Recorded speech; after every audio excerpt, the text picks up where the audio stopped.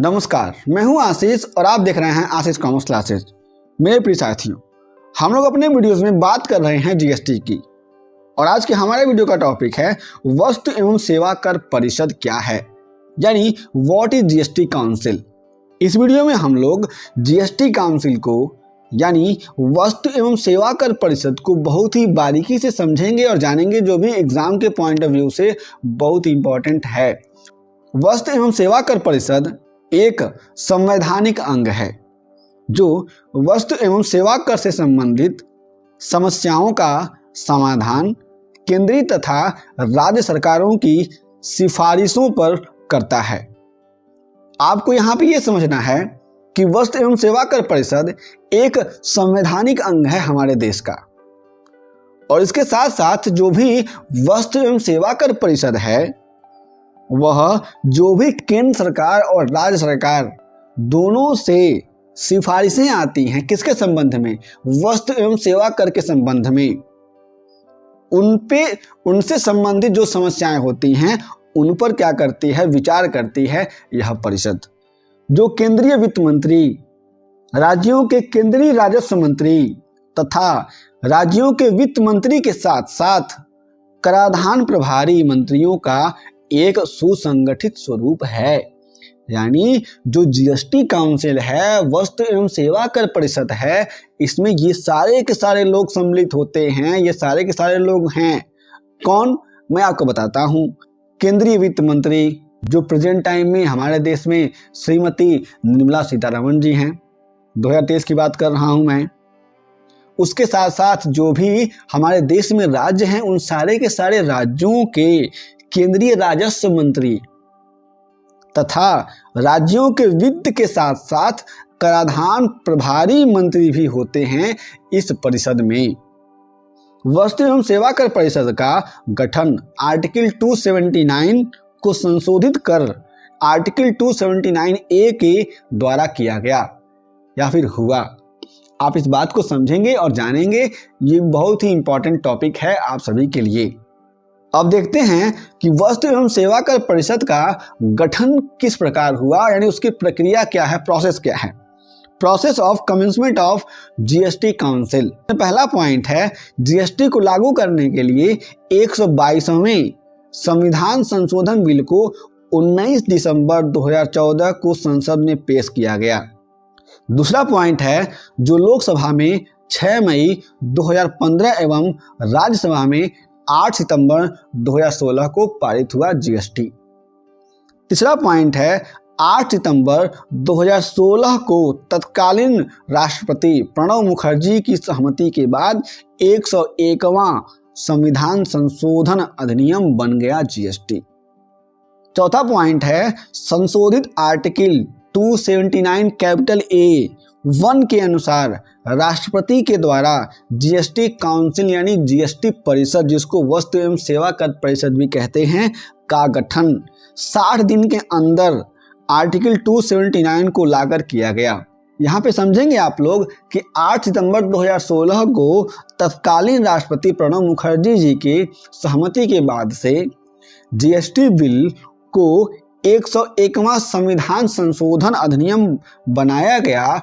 उसी दिन से 60 दिन के अंदर जो भी राष्ट्रपति थे मुखर्जी जी, उनके द्वारा आर्टिकल 279 कैपिटल A(1) के अनुसार 60 दिनों के अंदर आर्टिकल 279 को ला करके जीएसटी काउंसिल का गठन किया गया। इस बात को आपको समझना है स्टेप बाय स्टेप, यानी जीएसटी बिल पास होने के बाद से उसके 60 दिन के अंदर ये कहा गया कि जीएसटी काउंसिल बन जाए, जीएसटी काउंसिल बनी।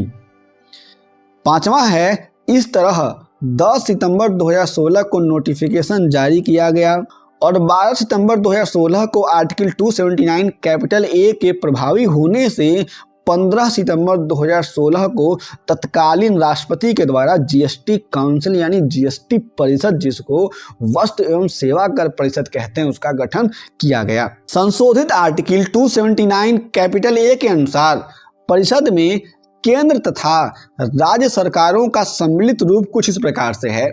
हम इसको समझते हैं कि कौन कौन से लोग वहां पर हैं। पहला है अध्यक्ष यानी चेयरपर्सन पे केंद्रीय वित्त मंत्री होता है। दूसरा है सदस्य के पोस्ट पर केंद्रीय राज्य राजस्व मंत्री। तीसरा है सदस्य के ही पोस्ट पर यानी मेंबर के पोस्ट पर राज्यों के वित्त एवं कराधान मंत्री। प्रभारी मंत्री या वे मंत्री जो प्रत्येक राज्यों के द्वारा मनोनीत हैं। आगे हम बात करते हैं केंद्रीय कैबिनेट मंत्रिमंडल एवं जीएसटी परिषद के बारे में, यानी किस तरीके से जीएसटी काउंसिल के बारे में निर्णय लिए गए। 12 सितंबर 2016 को केंद्रीय मंत्रिमंडल की बैठक में जीएसटी परिषद तथा जीएसटी परिषद सचिवालय के गठन का अनुमोदन यानी अप्रूवल दिया गया, जिसमें लिए गए निर्णय कुछ इस प्रकार से थे। पहला है आर्टिकल 279A के द्वारा जीएसटी काउंसिल का गठन किया जाएगा। दूसरा है नई दिल्ली में कार्यालय के साथ जीएसटी परिषद के सचिवालय का गठन। तीसरा है जीएसटी परिषद सचिव की नियुक्ति की जाएगी।